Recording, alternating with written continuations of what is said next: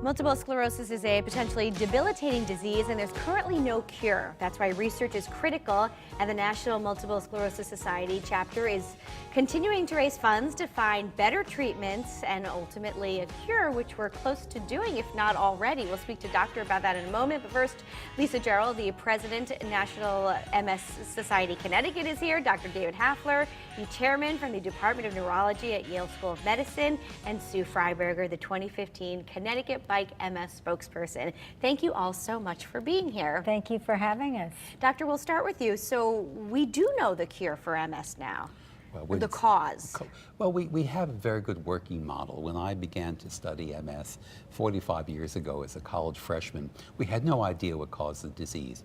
We now know that it's autoimmune, that the immune system becomes activated and attacks the myelin in the brain and spinal cord. We, as a group, our laboratory has identified the genes that cause MS, and we've now begun to figure out how those genes are leading to the activated immune system, which actually causes the disease. But we're still working on the cure. Yeah, cure is a difficult word. We now have effective treatments. We have over a dozen treatments that work very well on early relapse-remitting disease. We've gotten very good at stopping the attacks, the early forms of the disease. What we're not good at doing is stopping the progressive form of the disease, which occurs in about 1 out of 3 patients. And what are some of the symptoms? Well, the early disease can present with loss of vision, numbness, tingling. It can affect really anywhere in the nervous system.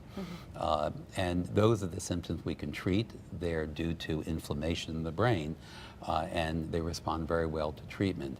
The progressive form of the disease, which we're trying to prevent by early treatment, usually is progressive decline in walking and ambulation. Sure.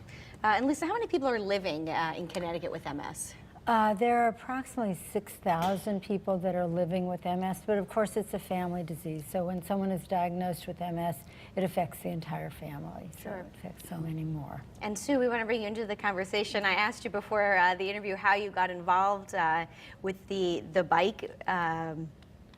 bike race that's coming up, and it's such a cool answer. Tell everyone at home what you and your husband do in your free time. My husband and I, we ride a tandem bike, and I said it was our date time together, so we started riding in order to train for the MS bike ride in Connecticut about 3 years ago when his company decided to form a team.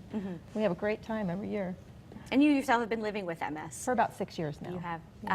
And how important is it for people to come out and support the bike tour here? Oh, it just means so much. I mean, when I think about what these fundraisers mean, we're raising money that goes towards research. And I know myself, I have friends that were diagnosed with MS 20 years ago that are not doing as well as I am because they did not have the treatments available, the options that I had when I was diagnosed. And the medication has kept me from progressing, and that's why I'm able to ride, and that's why it means so much to me every time I'm able to get on that bike and participate. Sure. And Lisa, what type of programs and services does the MS Society provide? We do so many different types of programs and services, all the way from workshops to address some of the issues that affect people with MS, whether it's fatigue or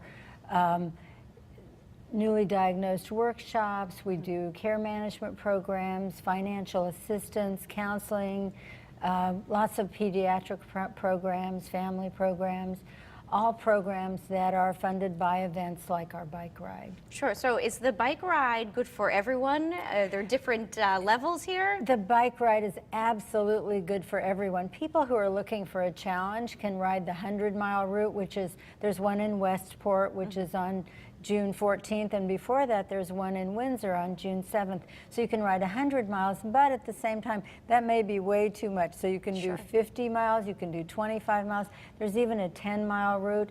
And then to really make it a fun family event, we have a 2-mile route just around Anyone can do that, right? Anyone can do that, but we have a lot of cute little kids that come out.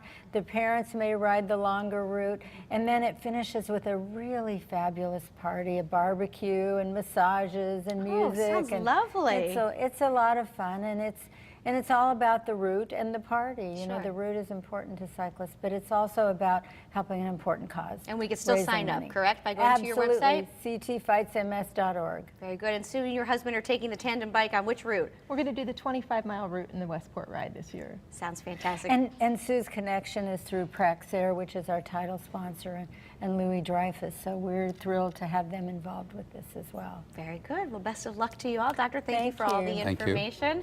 And up next in my